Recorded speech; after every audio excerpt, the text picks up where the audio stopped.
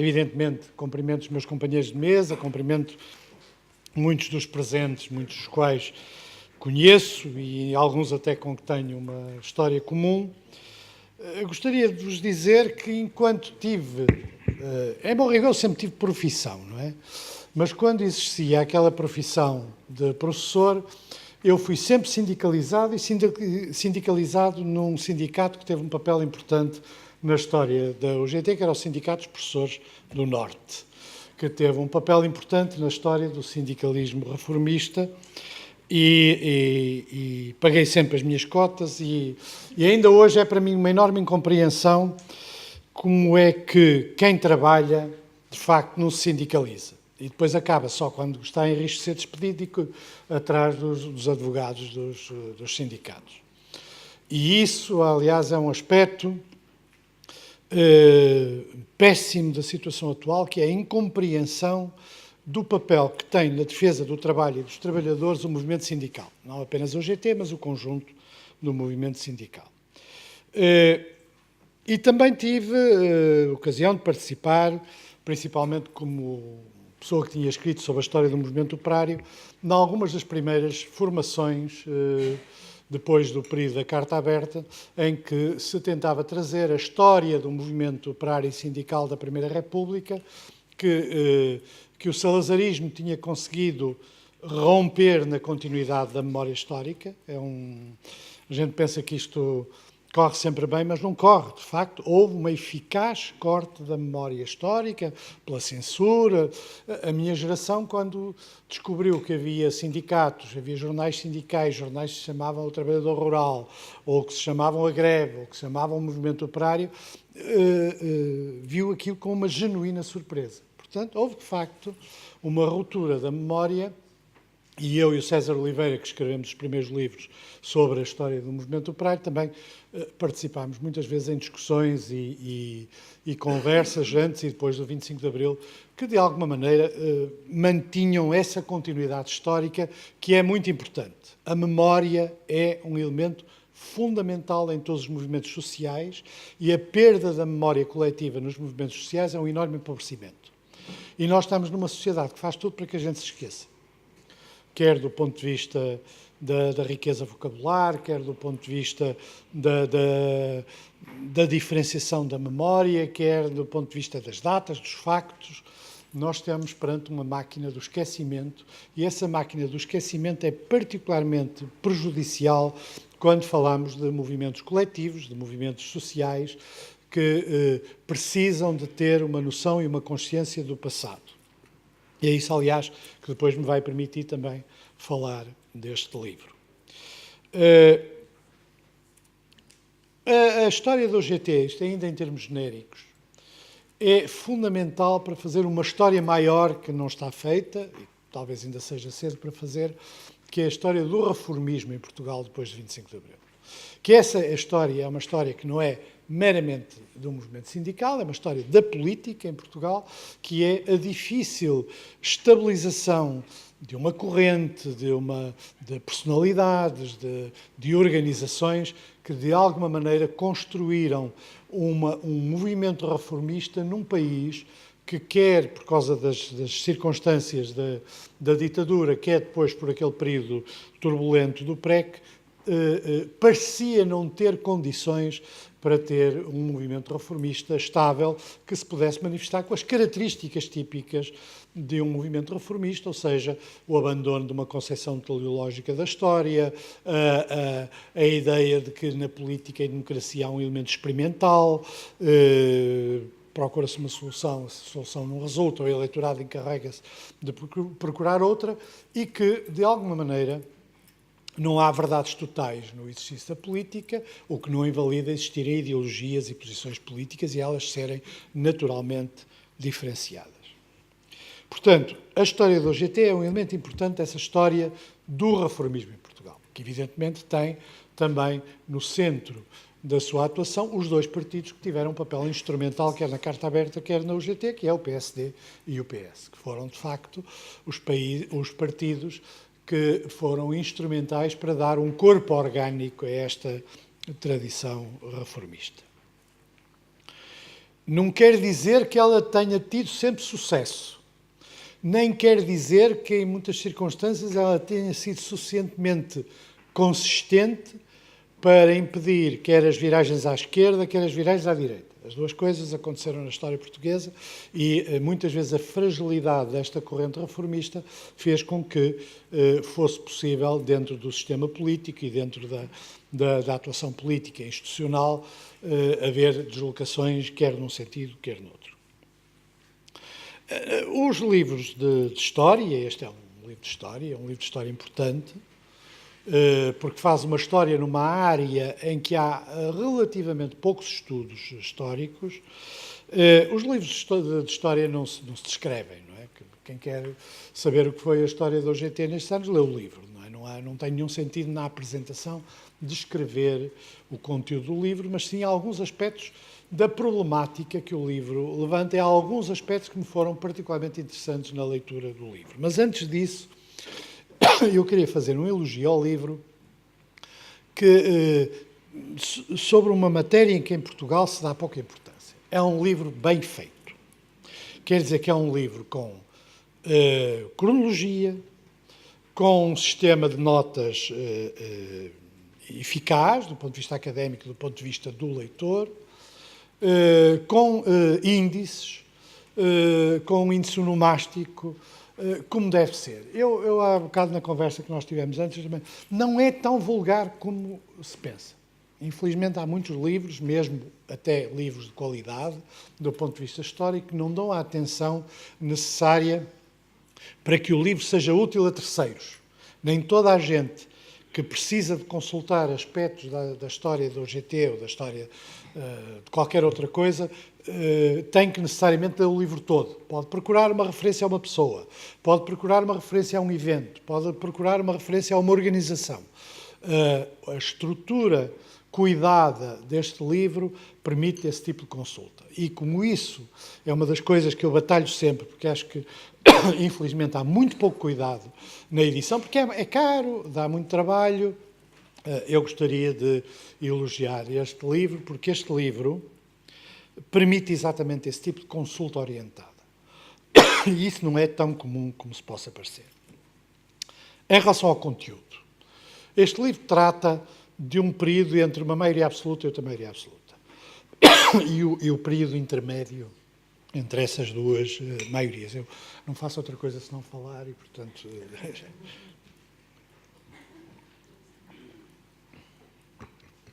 Não é irrelevante estas circunstâncias, porque no sistema político e eleitoral português foi construído para não haver maiorias absolutas.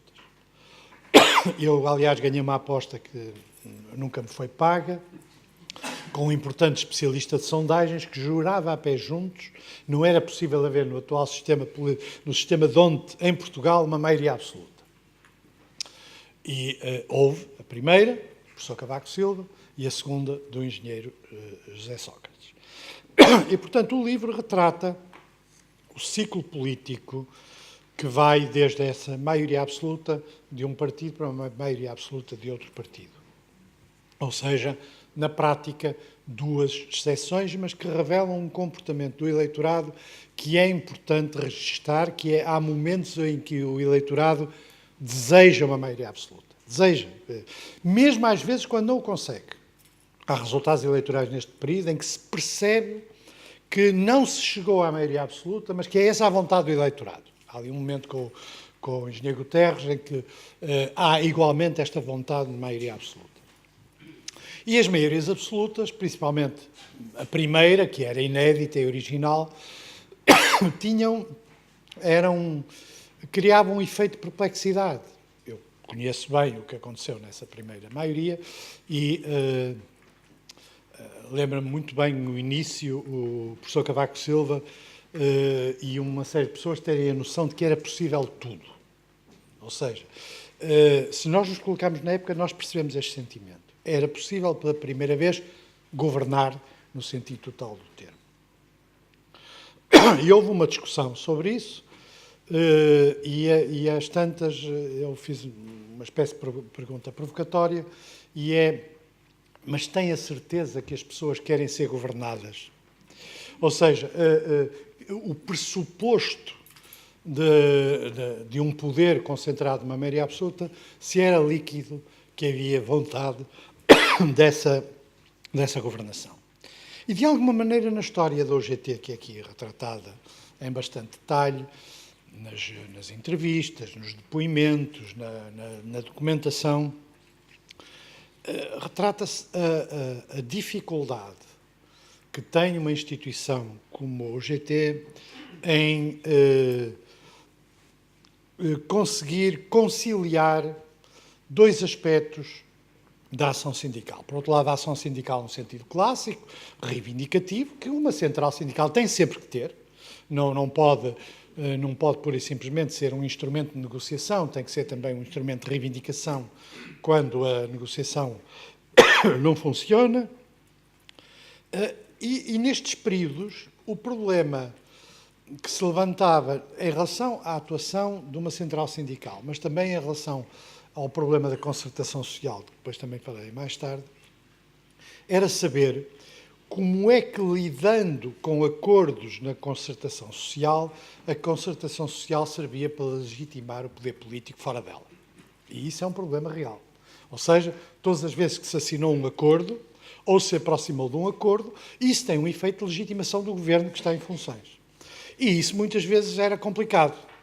E é um equilíbrio aqui que nem sempre foi conseguido. Eu acho, aliás, mais tarde, no período do livro seguinte, algumas vezes não foi necessariamente conseguido, mas é sempre um momento muito difícil, que é exatamente conciliar essa vontade de acordo e de negociação da concertação social com o papel legitimador que ela tem em relação aos governos que estão em funções. E isso tinha também depois o segundo aspecto, que era deixar a CGTP, que é uma central sindical importante, no papel de uma contestação que é ao mesmo tempo sindical e que é igualmente política e que, em alguns casos, acaba por sair reforçada enquanto contestação. Não estou aqui a fazer um julgamento de valor, porque, ao ser contra o governo, recolhe os frutos da contestação da legitimidade dos acordos e do papel político dos acordos que são feitos pelos outros, neste caso, pela OGT. E depois, essa dificuldade é retratada aqui no livro em vários momentos. Há várias partes que eu vou referir, no qual a gestão dos acontecimentos mostra dificuldades muito particulares. E aqui, efetivamente, é que se vê o papel da liderança ou da não liderança de uma central sindical. Um deles é, de facto, a mudança do Torres Couto para o João Proença. É, de facto, sempre um momento crítico. A mudança das pessoas, principalmente pessoas que tiveram um papel muito marcado, fundacional, é sempre um momento crítico deste tipo de instituições e vale a pena ler o que se diz no livro sobre estes aspectos, porque são duas pessoas diferentes, dois momentos diferentes, duas legitimidades distintas e depois, mais tarde, as outras mudanças que se deram, que se vão essencialmente refletir no período seguinte. É sempre complicado e é sempre muito difícil porque os sindicatos não são geridos por uma monarquia. Se isto fosse a Coreia do Norte, não era difícil, porque é de pais para filhos. Foram, aliás, o único país socialista capaz de resolver o problema da sucessão. Resolveu-lo daquela forma. Mas todas as sucessões são difíceis, principalmente quando as pessoas que estão e as pessoas que vêm a seguir são personalidades fortes e em particular, é sempre difícil suceder a um fundador. É sempre difícil. Viu-se no PS, viu-se no PSD, é sempre difícil a sucessão em relação àquele que, de alguma maneira, prefigura o momento inicial e o momento fundacional. Outra coisa que eu também queria chamar a atenção neste livro é todo o processo europeu, ou seja, a inserção da atuação de uma central sindical como a UGT na maneira como Portugal se foi relacionando de forma cada vez mais próxima com as instituições europeias. em particular desde a primeira presidência. A primeira presidência portuguesa é um momento muito importante na história, porque era um momento que não era meramente instrumental, não era apenas fazer aquilo que se esperava que se fizesse numa presidência, era também um fator de legitimação, ou seja, nós temos capacidade para fazer e conduzir uma presidência da União Europeia, da Comissão Europeia, mesmo sendo um membro relativamente recente. Qualquer pessoa que conhece as instituições europeias e a conversação dos burocratas europeus sabe perfeitamente, a Estónia presidir a Comissão Europeia. Nem pensar, são lá capazes de presidir. Eu presumo que o mesmo deva ter sido dito sobre Portugal. E, portanto, havia e houve uma grande preocupação em fazer tudo bem, até com algumas concessões no plano político, mas isso é outra discussão, tudo bem para garantir que a primeira presidência portuguesa fosse um sucesso. E isto colocava também às instituições, como aos sindicatos e como ao GT, a maneira como progressivamente tinham que lidar com o papel crescente da Europa, já não me refiro apenas à Europa das instituições sindicais, de que o GT faz parte, mas também a presença crescente dos fundos europeus. Daí os escândalos que toda a gente conhece na história e que são péssimos para as instituições. Ninguém tem dúvidas que às vezes não há segunda oportunidade de ter uma boa imagem nestas coisas e, portanto, instituições como o GT foram várias vezes, em várias circunstâncias, sujeitas a esses escândalos, que aliás estão retratados também no livro, e não se deve menosprezar, peço desculpa porque isto agora fica cíclico.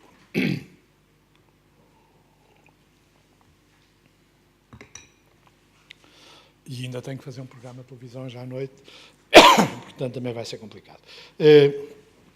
Portanto, o crescente papel das instituições europeias, que elas próprias mudaram no seu papel nestes anos. Aqui estamos num período ainda inicial, é o período do otimismo europeu, é o período de Delors, é o período do influxo de importantes contribuições europeias, mas também isso foi tendo um papel de pressão, positiva na maioria dos casos, sobre a OGT, as instituições sindicais e outro tipo de instituições, de se moldarem a uma vida política que passava a ter uma componente nova, que era a componente europeia. O livro tem vários textos sobre essa matéria, como aliás um texto também sobre a entrada no euro, que é igualmente relevante, sobre a percepção do que é que significou a entrada no euro, porque a entrada no euro é também um momento fundamental da nossa história recente, e não me estou a referir apenas ao papel económico, mas essencialmente também ao papel político. Depois há os conflitos complicados. O sindicalismo nas polícias, por exemplo, igualmente tratado no livro, os secos e molhados, as manifestações, a maneira como se lidou com o problema do sindicalismo policial, e esse é, do meu ponto de vista, apesar de tudo, uma história de sucesso da OGT. Apesar de tudo, no processo de institucionalização do sindicalismo policial, a OGT teve um papel importante. Já é mais complicado a luta mais tardia dos professores, particularmente quando apanha o governo Sócrates e quando há as grandes manifestações de professores, que contra a ministra Maria Lourdes Rodrigues e contra muitos aspectos da legislação na área da educação, o problema da avaliação, o problema da gestão das escolas, que são igualmente tratados neste livro, mas que são um momento difícil de gestão da correlação entre a ação política e a proximidade também com os partidos de governo. A gente não pode ignorar que a natureza de instituições como esta faz com que a proximidade com os governos do PSD e a proximidade com os governos do PS, particularmente com estes últimos, dada a composição dos sindicatos, é um fator que condiciona muitas vezes a maneira como se lida com alguns conflitos e reivindicações particulares. Eu também chamo a atenção, estou a chamar a atenção a aspectos deste livro que são interessantes de analisar. Aliás, há várias entradas sobre os professores são difíceis de lidar sobre vários aspectos. Aliás, presumo que vão continuar a ter esse problema quando fizerem o volume seguinte, mas é, de qualquer maneira, também um aspecto interessante neste volume. E há depois toda a descrição detalhada do problema da concertação social. A concertação social é o elemento fundamental de uma política reformista. Uma política reformista dá importância a um fator de negociação e, ao abandonar a perspectiva marxista da luta de classes no que diz respeito às lutas dos trabalhadores, mas sem abandonar a necessidade dessas lutas, nem abandonar a necessidade de haver uma plataforma de reivindicação que não pode ser menosprezada e uma defesa dos mais fracos, que no fundo na relação com os patrões são os trabalhadores. A verdade é que a existência de acordos, uns melhores, outros piores, aqui não vou estar a discutir os que eu acho que são melhores ou piores, alguns também não foram muito brilhantes, alguns até implicaram a validação de coisas que são inconstitucionais, mas isso, enfim, como depois se veio a verificar.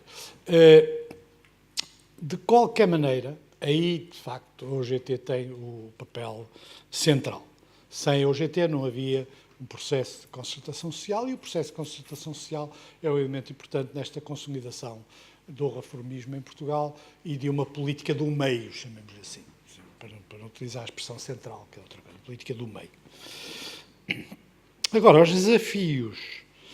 Já se começa a ver aqui alguns dos desafios, principalmente quando se analisa a penetração do movimento sindical, quer da OGT, quer da CGT, os problemas de sindicalização.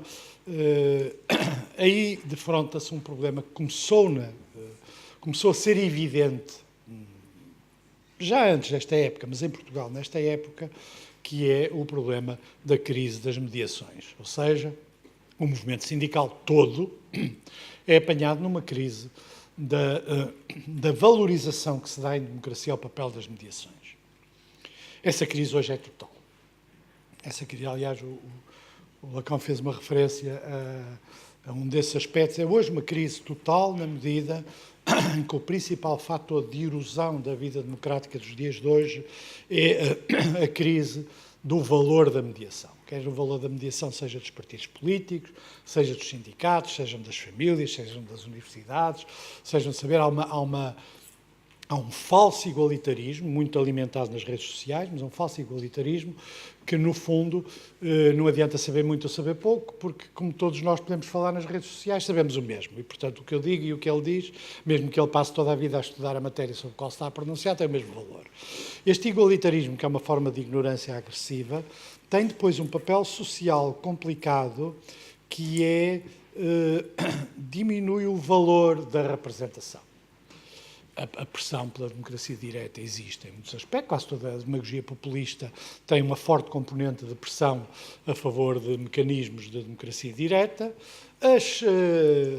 A evolução tecnológica introduziu também fatores que tornariam mais fácil esses mecanismos de democracia direta, mas que não são democráticos, não é? A gente utiliza a expressão democracia direta, mas na realidade não são democráticos, e os sindicatos são apanhados exatamente por essa crise de representação que aparentemente os torna inúteis.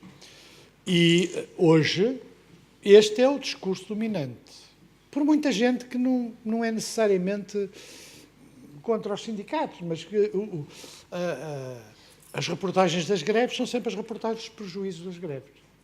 As reportagens as perguntas feitas em qualquer coisa que envolva um conflito laboral é sempre quanto custa, que é a primeira pergunta. Sempre a pergunta quanto custa tem sentido, o que não tem sentido é ser a primeira. Portanto, no discurso mediático, no discurso político, no discurso da opinião, é cada vez mais importante, de facto, um discurso que dissolve o valor da representação e que dissolve o valor das mediações. E isso, para o movimento sindical todo, é um fator de crise que tem que ser pensado, estudado e combatido. Sob pena para além de mais, os sindicatos, também por este efeito mediático, passaram de moda. Esta coisa de dizer passaram de moda é uma expressão grosseira, mas passaram de moda. É muito evidente ver nos jornais como é o tratamento de uma manifestação sindical e o tratamento de uma outra manifestação qualquer. É muito evidente, por exemplo, nas manifestações sobre questões laborais no período do ajustamento do governo anterior, quando o que se lixa a Troika, por exemplo, teve uma excelente imprensa, pelo nome, porque as pessoas eram mais novas, porque tinham gravavam grupos de teatro, batiam em tambores, parece que não, mas isso tinha uma maior correlação no discurso mediático com alguma composição das redações de pessoas que efetivamente não conhecem o mundo do trabalho. Não fazem ideia do que é uma fábrica, não fazem ideia do que é um torno, não fazem ideia do que é trabalhar num escritório, não fazem ideia do que é trabalhar num supermercado, não fazem ideia. E, portanto, este encolhimento da experiência social no discurso mediático tem, entre outros efeitos, exatamente uma antipatia quase que generalizada e, portanto, um tratamento pouco favorável de tudo que seja reivindicação laboral, tudo que seja movimentação laboral, tudo que seja manifestação laboral, que é imediatamente colocada naquelas que são coisas antigas, são coisas já passaram de moda, são coisas inúteis para o funcionamento de uma sociedade moderna. Como eu disse há bocado, só quando são despedidos é que depois percebem que há talvez qualquer coisa a ter em conta quando se defendem direitos e valores que são muito relevantes no mundo laboral, porque a relação no mundo laboral é desigual pela sua própria natureza. E isso é uma coisa que quem trabalha, quer sobre a história do movimento sindical, quer quem conduz a ação sindical, não pode nunca deixar de ter em conta. Leiam este livro. O livro, pela sua extensão, pelo seu detalhe, é um livro de estudo, não é um livro que as pessoas comprem numa livraria para ler, a não ser, espero eu, os homens e as mulheres dos sindicatos. Espero eu. Não é por nada, mas... porque aí até acho que há uma obrigação, mais do que há uma obrigação. Não deviam pôr ninguém numa direção de um sindicato que não estuda estas coisas e não leia estas coisas. Porque dá torto depois, dá torto, não é? Entre outras coisas, depois são maus dirigentes sindicais. E este livro é um livro com muito mérito, feito com muito cuidado, feito com muito detalhe, com todas as características de um trabalho académico muito sério e que remete, de facto, para esta experiência reformista que é vital para o nosso país, mas que é muitas vezes menosprezada em função de coisas que têm mais luzinhas e mais palavras modernas e tudo. Por isso, os parabéns aos autores, que bem os merecem, os parabéns ao GT, e agora, de facto, deviam obrigar... Não, deviam, porque... porque ser dirigente sindical implica também ter o conhecimento da história. Porque a história não impede que se cometam erros. A história nunca impediu ninguém que cometesse erros, mas mais vale sabê-la do que não sabê-la. E por isso, livros como este têm uma enorme vantagem. Muito obrigado.